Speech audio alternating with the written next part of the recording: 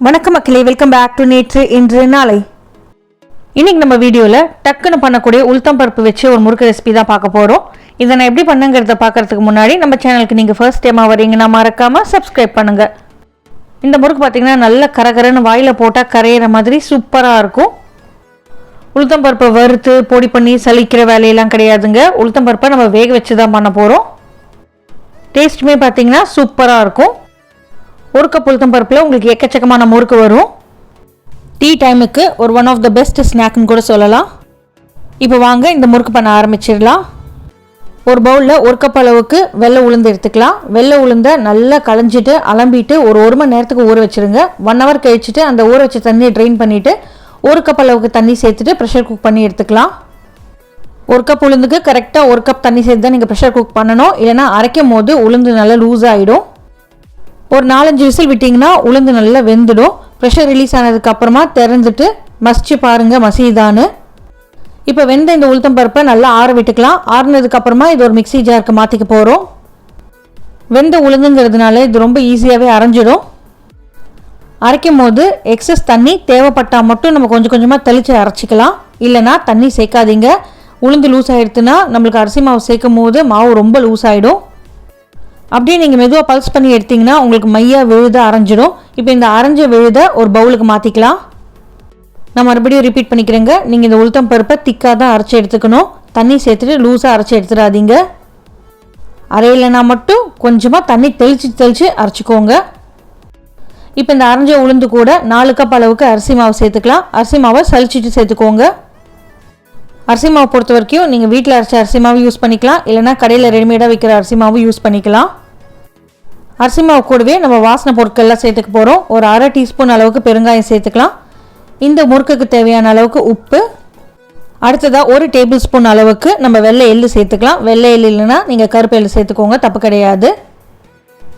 எள்ளுக்கு அப்புறமா 1 டீஸ்பூன் ஜீரகம் சேர்த்துக்கிறேன். ஜீரகம் நல்ல ஒரு ஃப்ளேவர் கொடுக்கும். முறுக்கு நல்லா கிறிஸ்பியாக வரணுங்கிறதுக்காக ஒரு 2 டீஸ்பூன் அளவுக்கு வெதுவெதுப்பாக இருக்கிற எண்ணெய் சேர்த்துக்கலாம். அதாவது வார்ம் ஆயில். எண்ணெய் ஜாஸ்தியாக சேர்த்துட்டிங்கன்னா உங்களுக்கு முறுக்கு கரைஞ்சி போயிடும். அதனால் கம்மியாகவே சேர்த்துக்கோங்க. உளுந்தோட ஈரப்பதத்துலேயே நம்ம இதை பிசைஞ்சிக்கலாம். தேவைப்பட்டால் மட்டும்தான் நீங்கள் தண்ணி சேர்க்கணும். அவசரப்பட்டு தண்ணி சேர்த்துறாதீங்க. முதல்ல நல்லா பிசைஞ்சிக்கோங்க. உளுந்துலேயே ஈரப்பதம் நிறைய இருக்குங்கிறதுனால அதுவே உங்களுக்கு போதும். எனக்கு கொஞ்சமாக தண்ணி தேவைப்படுது, அதனால் கொஞ்சம் தண்ணி தெளிச்சிக்கிட்டேன். நல்ல ஸ்மூத்தான ஒரு சாஃப்டான மாவு வர வரைக்கும் நம்ம பிசைஞ்சிக்கணும். சப்பாத்தி மாவு பதம் பார்த்திங்கன்னா இது கரெக்டாக இருக்கும். நீங்கள் பிசைஞ்சிட்டே வந்தீங்கன்னா மாவு நல்லா சாஃப்டாகி சூப்பராகிடும். தண்ணியோட அளவு மட்டும் நீங்கள் கண்ட்ரோல் பண்ணிக்கோங்க. சில சமயம் நம்ம உளுந்து அரைக்கும் போது தண்ணி கொஞ்சம் எக்ஸஸாக சேர்த்துருப்போம். அது இங்கே கரெக்டாக நம்மளுக்கு பேலன்ஸ் ஆகிடும். அவ்வளோதாங்க, நம்மளோட முறுக்கு மாவு ரெடி. இந்த முறுக்கை நீங்கள் முழு முறுக்கு அச்சுலையும் புழியலாம். இல்லைனா தேங்குழல் அச்சு இருக்கு இல்லையா, அதுலேயும் புழியலாம். நீங்கள் எந்த முறுக்கு ப்ரெஸ் வேணாலும் யூஸ் பண்ணிக்கலாம். நான் இன்றைக்கி முழு முறுக்கு அச்சில் தான் பண்ண போகிறேங்க. முறுக்கை டைரெக்டாக எண்ணெயில் புழியாமல் ஒரு கரண்டியில் நம்ம லைட்டாக எண்ணெய் தடவி ரெடியாக எடுத்து வச்சுக்கலாம். கரண்டியோட பேக் சைடில் தான் நம்ம முறுக்கை புழிய போகிறோம்.